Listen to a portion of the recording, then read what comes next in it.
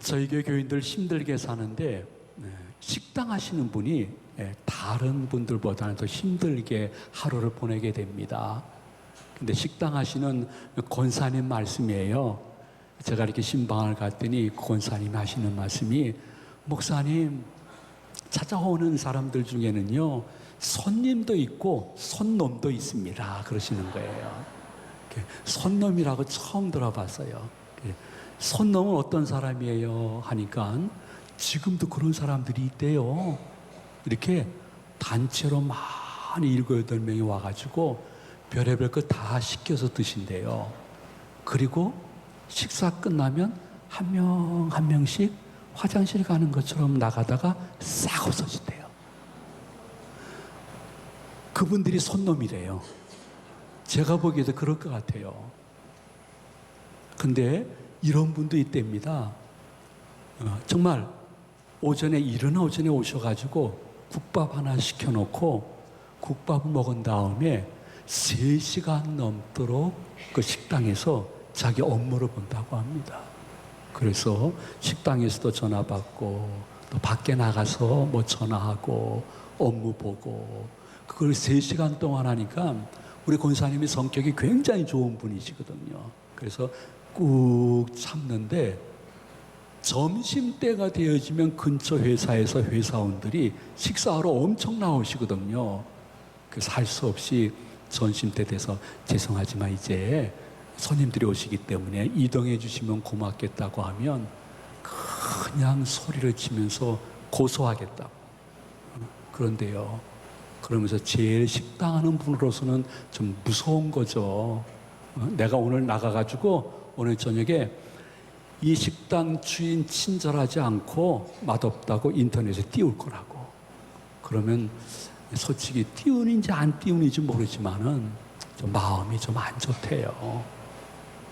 근데 정말 손놈은 누구냐 하면, 여러분들은 안 그러죠? 이렇게 반찬이 나오면 반찬을 이렇게 씹어가지고 다시 반찬 그릇에 넣어서 쥐노라고, 재활용하고, 이거 보라고, 이 증거라고 말이야. 음식을 이렇게 재활용하는 식당은 얻어 맞아야 된다고 하면서 막 협박하면서 은근히 돈을 요청을 한대요. 근데 우리 집은 재활용 안 합니다. 정말 안 한 거라고 얘기해도 통하지 않는데요. 몇 번 당한 후에는 CCTV를 설치했대요. 그러한 손님이 오시게 되면 CCTV 있잖아요, 틀어드릴까요? 하면 도망간다는 거예요. CCTV가 그 권사님 말씀으로는 효자라는 거예요. 근데 진짜 진상 손놈은 누구냐 하면요, 우리 권사님이 조금 이 동남아 계열로 이렇게 생기신 것처럼 잠깐 착각할 수 있는 얼굴이시거든요. 눈이 조금 들어가시고. 그러니까 와서 밥을 먹으면 밥만 먹으면 됐지, 우리 권사님께 동남아시아 어디서 왔냐고 자꾸만 물어본대요. 몽골에서 오셨어요? 아이고, 오신 지 얼마 됐어요? 그러면 조금 마음이 상하지만은 이렇게 웃으시면서, 예, 한국 온 지 오래됐어요, 이렇게 대답을 한대요. 아, 그러시구나. 근데 그러한 분들도 음식 맛은 아시는지 우리 권사님께 아무리 몽골에서 오신 지 오래돼도 이러한 한국 음식을 낼 수 있는 이런 경우는 거의 없는데, 진짜 이거 맛있는데. 그러면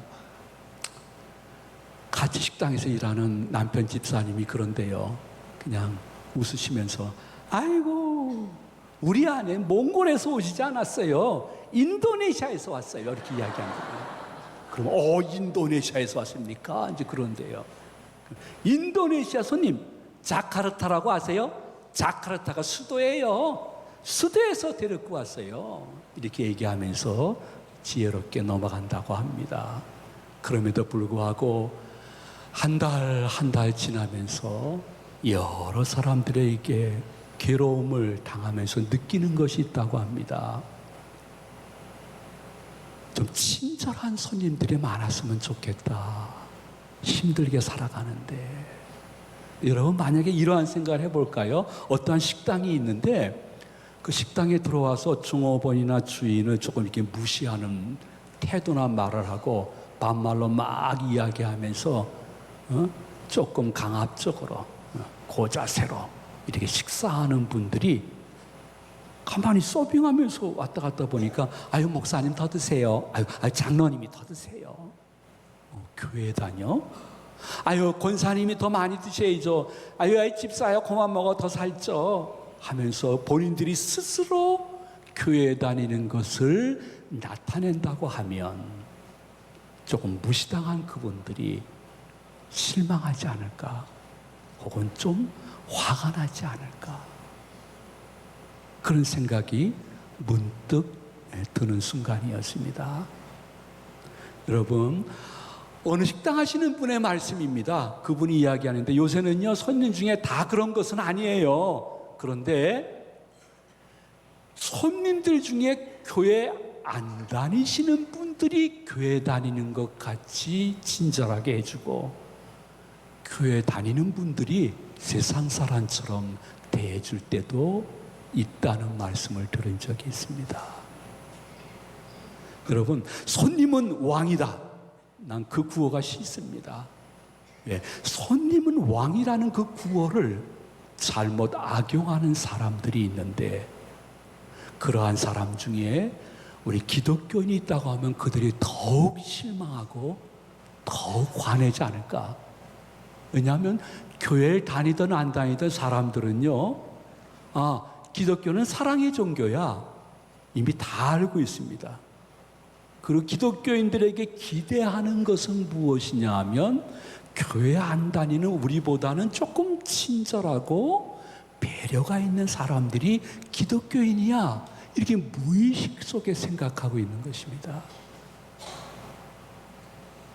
여러분, 우리가 읽은 본문 말씀은 고린도전서 13장, 누구나 다 아는 사랑장인데 그 중에 꼭 집어서 한 가지만 우리가 살펴보고자 하는 것은 성경은 말씀하시기를 사랑은 온유하며 이렇게 말씀했습니다. 온유? 너무 추상적인 단어 같죠? 손에 꼭 이렇게 잡히는 것처럼 온유? 금방 이해될 수 없는 단어인 것 같습니다. 조금 더 그래서 원어로 찾아봤더니 헬라어 원어에는 사랑은 온유하며 이것을 어떻게 번역했냐 하면 사랑은 친절하며 이렇게 번역이 되어 있는 것을 확인했습니다. 여러분, 기독교인이 가져야 될 가정에서나 교회에서나 사회에서 가질 사랑은 무엇일까? 온유, 친절함인 것입니다. 그러므로 온유함이란 친절한 것을 이야기하는 것입니다. 저는 한국교회의 흐름을 쭉 봤을 때 마지막 선한 영향력을 가지며 남아있을 소수의 교회는 친절한 교회라고 생각합니다. 어떠한 기가 막힌 은사들이 많은 교회가 아닙니다. 방언이 터지고 예언이 터지고 입신하면서 뒤로 자빠지면서 입에서 거품 무는 교회가 마지막에 남아있을까? 저는 그렇게 생각하지 않습니다. 사랑은 온유하며 친절한 교회, 친절한 교인이 교회 안팎에서 선한 영향력을 끼치며 예수님을 자신의 삶으로 증거할 수 있는데 우리 교회가 그러한 친절한 교회, 우리 교인들이 그런 친절한 성도님이 되시기를 진심으로 축복을 드립니다. 저는 그 친절이라는 단어를 표현할 때에 성경의 흐름은 나보다 더 부하신 분, 높으신 분, 공부 많이 하신 분, 나보다 더 많은 사람들에게 사랑을 받는 분에게 친절하라는 단어가 아닌 것을 확인했습니다. 우리 기독교인들이 가져야 될 사랑 중 친절은 나보다 더 가난하신 분에게, 더 낮은 분에게, 더 공부 못한 분에게 나보다 더 주위 사람들에게 사랑을 받지 못하는 분들에게 친절한 것이 진정한 기독교인의 구원받은 이후의 영성이요 성품인 것입니다. 여러분 한번 생각해 보세요. 나를 제외하고 내 주위에 있는 다른 교인이나 나를 교회 밖에서 좀 자주 만나는 사람들이 나를 어떻게 평가할까? 그들은 내가 갖고 있는 언행의 친절함과 배려를 통해서 나와 교회를 평가하지, 내가 전하는 박식한 기독교 교리를 가지고 그 사람들이 나와 교회를 평가하지는 않는다는 것입니다. 우리는 어쨌든 예배드리고 나가게 되면 어디를 가든지 움직이는 교회가 되어야 되는데, 하나님의 영광과 이름을 욕되임 받지 않도록 생활하기 위해서 선택된 사람들인데, 우리들은 그들이, 즉 상대방이 볼 때에, 심지어 내 남편, 내 아내, 내 자식, 내 부모님, 일가 친척들이 볼 때에 나의 친절함과 배려를 통해서 교회를 연상하지, 내가 기가 막히게 잘 전하는 성경 말씀을 통해서 교회를 생각하는 것은 아니라고 생각합니다. 근데 여러분 한번 이런 비교를 한번 해볼까요? 우리 기독교와 천주교의 차이점은 무엇이 있을까? 긴 백수십 년이 지나면서 우리 기독교와 한국의 천주교의 차이점은 무엇일까? 우리 기독교는 성경을 해석할 때 이신득의라고 해석을 합니다. 그냥 이건 어려운 단어니까 그냥 신경 쓰지 마세요. 이신득의, 이건 뭐냐면 오직 믿음으로 의롭게 된다는 것입니다. 무엇이냐면 우리 기독교인들은 오직 예수 그리스도를 구주로 영접하고 믿는 그 순간 의롭게 되어 하나님을 아버지라 부를 수 있는 은혜를 받는다는 교리인 것입니다. 그런데 그 말씀 속에는 조금 더 깊게 들어가면 내가 예수님을 구주로 영접하는 것도 나에게서 있는 능력이 아니라 하나님의 선물이요 은혜라고 고백하는 것입니다.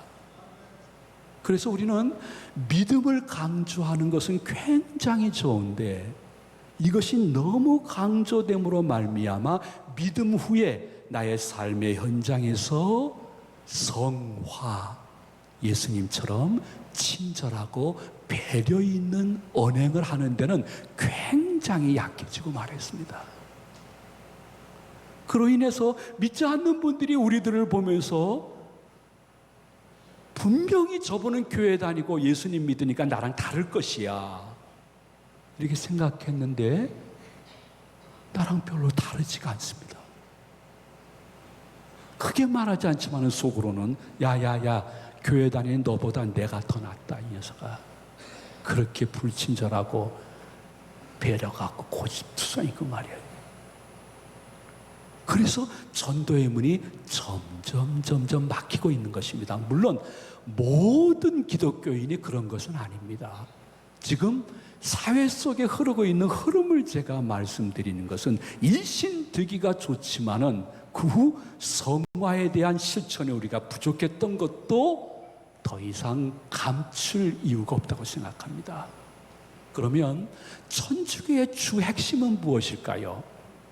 아주 제대로 된 그들이 전제 조건으로 강하게 말씀하시는 것은 이행득입니다. 이행득이라는 것은 선한 언행을 통하여 구원의 조건 중에 굉장히 중요한 조건 속에 들어가게 된다는 것입니다. 믿음이 분명히 필요하지만은 그가 얼마나 선한 언행을 지니며, 지금 설교식으로 얘기하면 그가 얼마나 친절하고 배려하면서 자신을 희생하느냐에 따라서 구원 여부가 가름될 수도 있다는 이행득의인 것입니다. 물론 우리 기독교에서는 그러한 선한 언행이 구원받은 결과이지 구원의 조건은 될 수 없다고 이야기하고 있습니다. 그럼에도 불구하고 이것이 100여 년 지난 사이에 우리 국민들 사이에서는 천주교인들, 그분들 굉장히 친절한 분이야.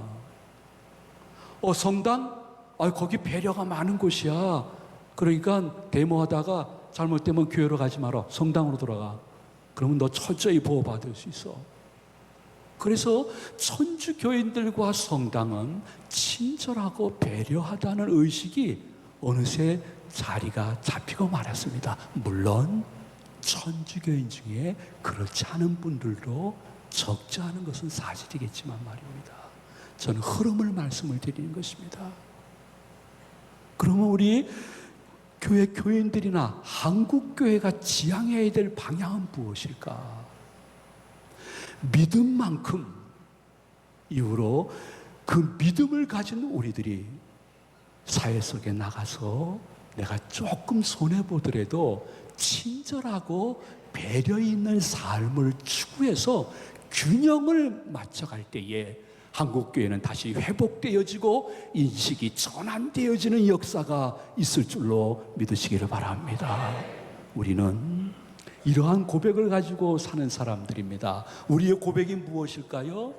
우리는 예수 그리스도가 나의 모든 죄를 위하여 십자가에서 대속의 죽임을 당할 때에 나의 옛사람은 십자가 안에서 같이 죽은 줄로 믿습니다. 이것이 우리 기독교인의 고백입니다. 동시에 나는 예수 그리스도께서 3일 만에 부활하심으로 말미암아 예수의 부활 속에 새 사람이 되어 영생을 바라볼 수 있는 하나님의 자녀가 된 줄로 믿습니다.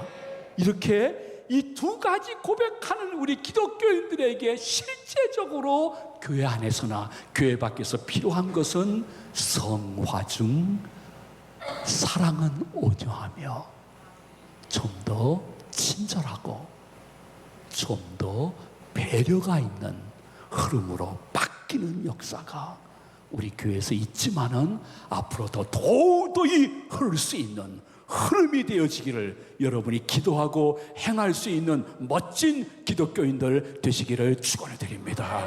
특별히 나보다 더 가난하고 나보다 더 낮고 나보다 학벌이 더 못하고 나보다 더 주위 사람들에게 사랑받지 못하는 대상에게 친절과 배려, 이거는 결코 자랑이 아니고 간증입니다. 저는 이 교회에서 오래 목회했습니다. 주일날이나 금요일날 저에게 최고로 진심으로 반가워서 막 뛰어와 목사님 만나서 반가워요. 이런 일이 있었어요. 이야기하고 너무너무 반갑게 왔다가 너무너무 반갑게 돌아가시는 교인들은 거의 다 저보다 가난하고 외롭고 소외되고 돈 없고 사랑받지 못하는 분들입니다. 하나님이 증인이고 교육자들이 증인입니다.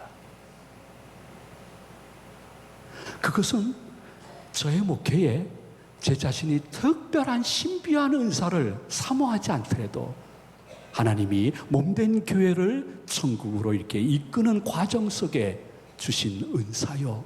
그 은사는 결과가 좋았고 여러분들도 저 이상으로 귀한 친절함과 배려함이 있지만은 이것이 정말로 필요한 것은 지금 우리 한국 교회나 미국 교회에 도저히 들어오고 있는 우리가 인식하지 못하지만은 분명히 흐르고 있는 그 흐름, 그것은 빨리 고쳐야 되기 때문인 것입니다. 여러분들 그냥 마음속에 각자 여러 가지 생각이 드실 것입니다. 그러나 제가 결론적으로 한 말씀만 올리도록 하겠습니다. 그것은 사랑은 온유하며 즉 친절하고 배려가 있다는 것은 결코 명사가 아닙니다.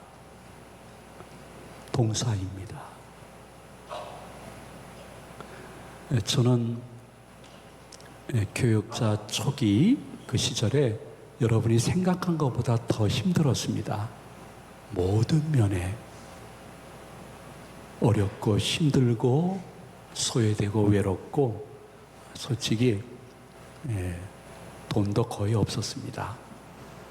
나중에는 결혼 폐물을 다 팔고 나니까 땡땡 아무것도 없었습니다. 그래서 그런지 우리 저나 우리 아내나 우리 딸이나 사위, 손주들도 이렇게 조금은 이렇게 배려하는 마음이 생긴 것 같아요. 옛날을 기억해서 그런지. 올챙이 때 기억해야 되겠죠.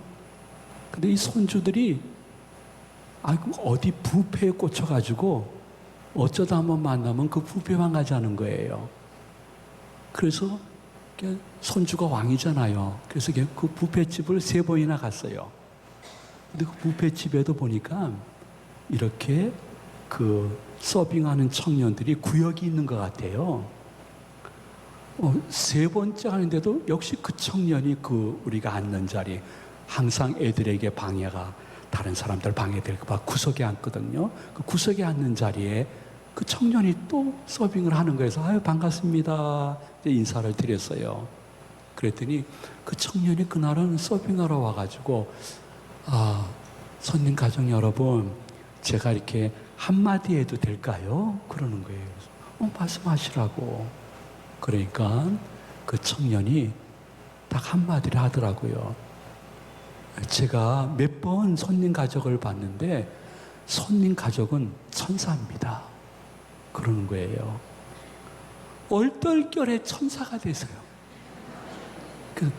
왜 우리가 천사입니까? 그러니까 손님 가족은 저에게는 천사였습니다. 그러고 가는 거예요. 뭐가 천사였을까? 뭐가 다른 손님들하고 달랐을까?